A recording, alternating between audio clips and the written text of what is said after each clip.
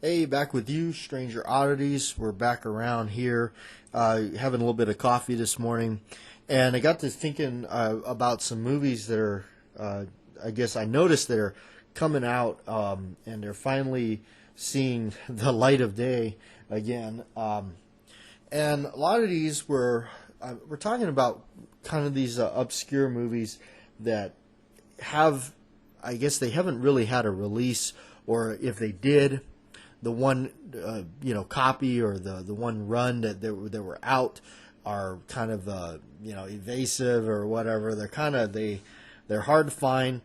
A lot of times you have to go on auctions and get them, or go to like a really good like a book exchange, or book and movie exchange, music exchange kind of thing. Like out here where I'm at, we got like a Zia Records, a Bookman's. These are places I love to frequently go through and scour through their collections and stuff.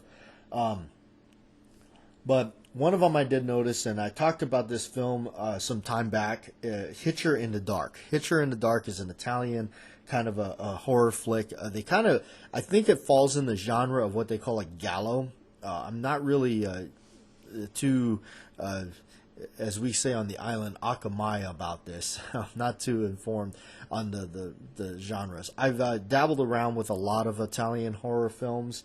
I do like the Lucio Fulci collections of stuff that he did. The ones I'm not too fond of the cannibal ones that they were doing. There's just a plethora of those they're out there. I'm not too big of a fan of those. All the just the senseless animal cruelty in it is just not really my cup of tea. And of course they're foreign films, so I guess there's some things, laws that don't apply or whatnot. So it's kind of why I don't really favor those. But a lot of those zombie flicks and stuff like that are really cool. But Hitcher in the Dark was one of those that I heard about. I eventually ran into it at a Bookman's, and I bought it. And I finally watched it. It's kind of a weird movie. I was interested in it solely only, this is kind of weird, I was interested in it only because I heard that the switchblade that they use in it is the same switchblade that is like the same exact style or whatever that's used in Hellraiser. And if you're familiar with Hellraiser, there's a switchblade in it that is just awesome. It is called a Batwing swing guard.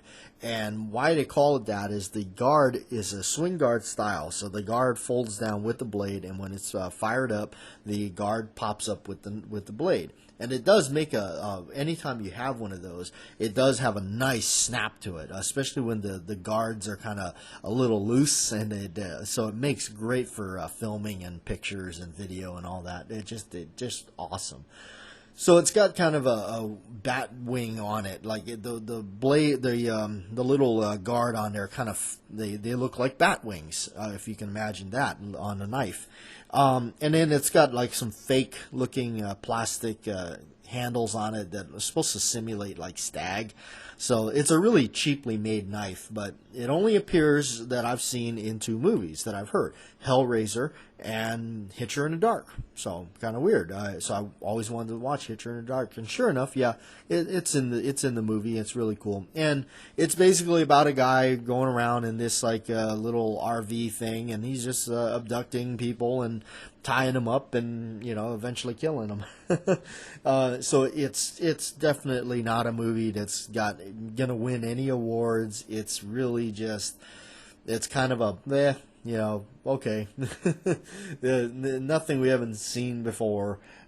Really nothing original in the plot line or anything like that. So, but it because it was a bit hard to find, it is now coming out with its Vinegar Syndrome, I believe, is the people that are releasing it. And from what I understand, a lot of these movies that get like this, where they're expensive or hard to find or whatever, that's usually what it is. It's something with the studio or something with somebody that has the rights to it. So, Vinegar Syndrome is I've got like a couple of movies by them, and I think one of them is The Ice Cream Man with Howard, or not Howard, what's his name? Clint Howard. That's who it is. It's Clint Howard. So, yeah, he's in it, and again, this is a company that kind of just releases this stuff. They also did, and I think they're the ones that released Psycho Cop 2. So, anyway, Hitcher in the Dark is getting a re-release, and it's popped out there again, and so that's another one that's out there. The other one is that I actually did pick up is Just Before Dawn. I heard a lot about Just Before Dawn. I heard it's just one of those campy, people go in the woods, get snuffed out kind of thing by some crazy maniacs in the woods. And it's just, again, nothing, amazing, just a cliche story. Heard a lot about it, and I was not about to pay $50 for a bootleg copy or one of the original, copies that they were selling for high expensive dollars or anything like that.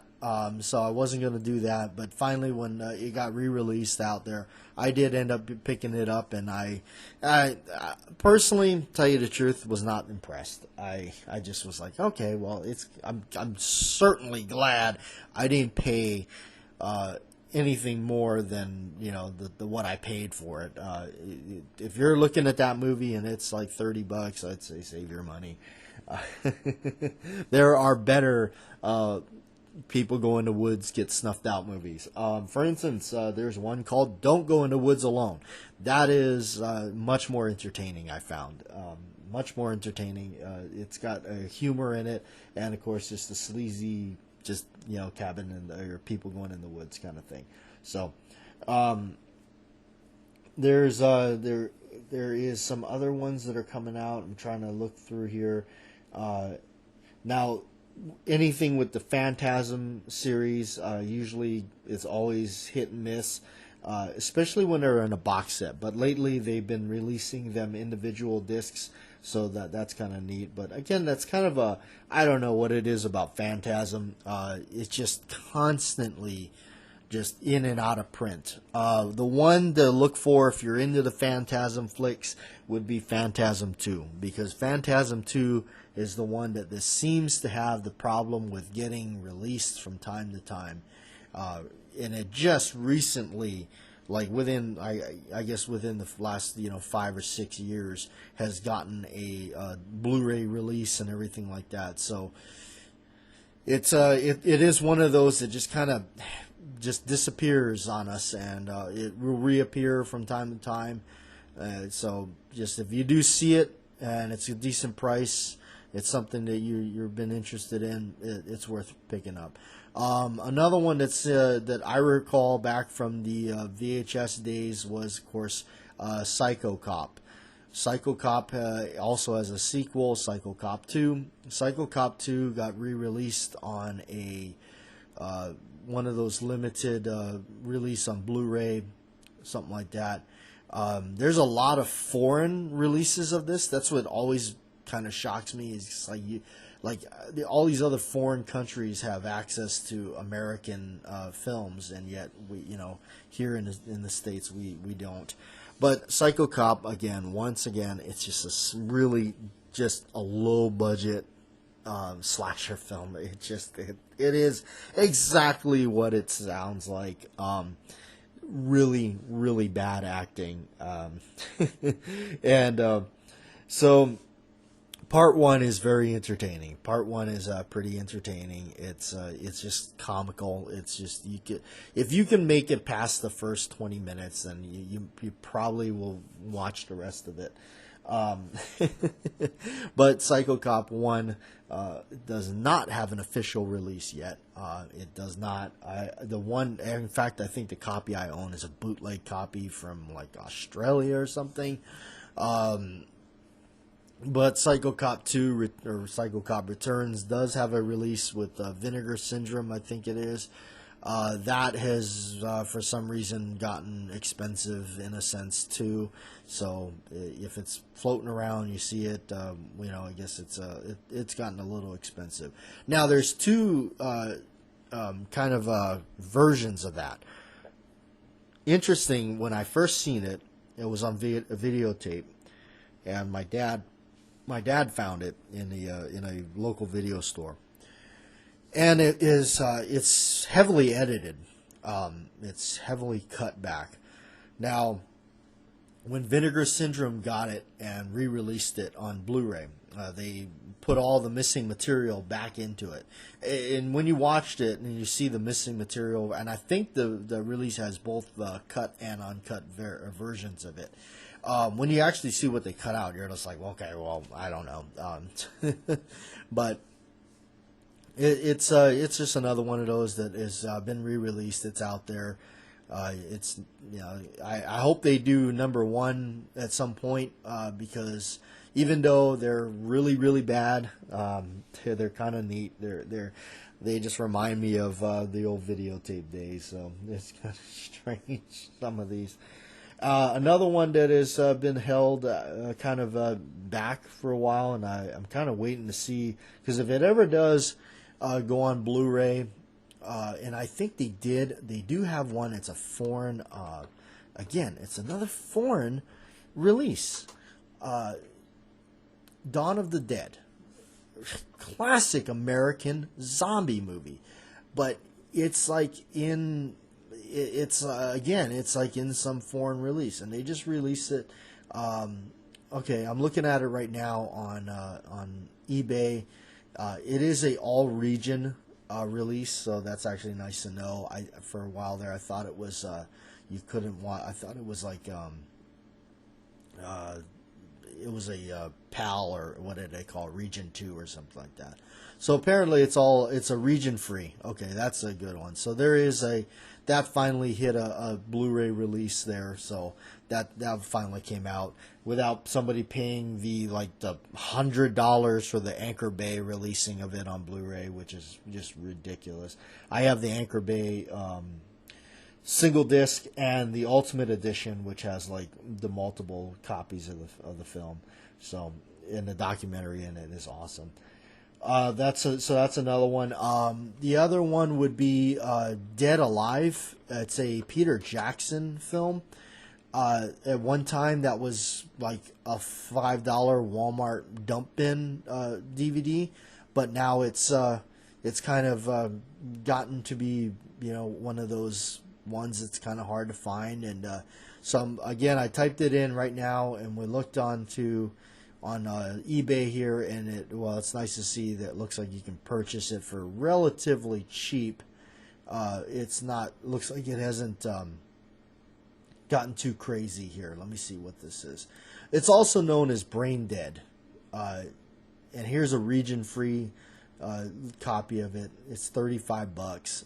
Again, that's kind of a lot, but it's one of those films that's just absolutely silly, super gory zombie films.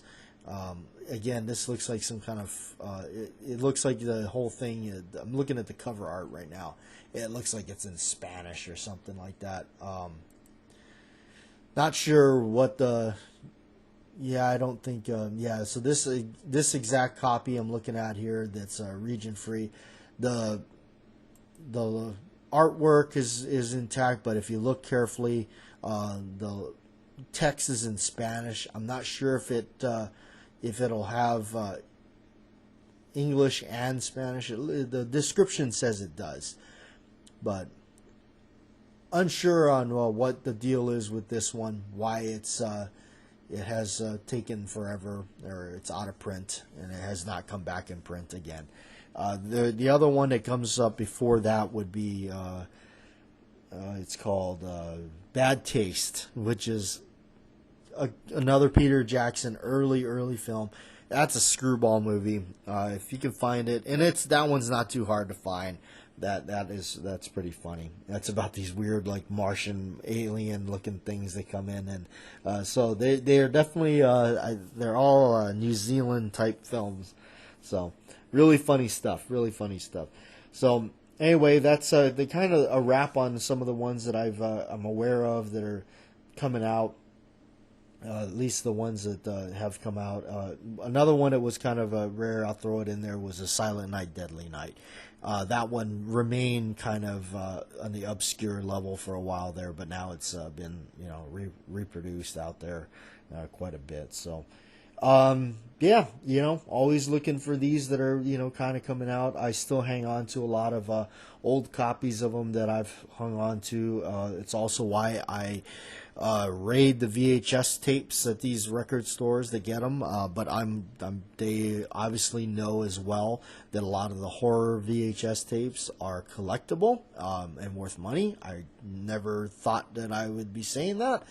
I wish I would have kept all the ones I had, because I'd be able to sell them on eBay for a lot more money than I imagined that you could ever get for them. But apparently people still buy them. So, yeah. Anyway, thanks for tuning in, and we'll catch you next time.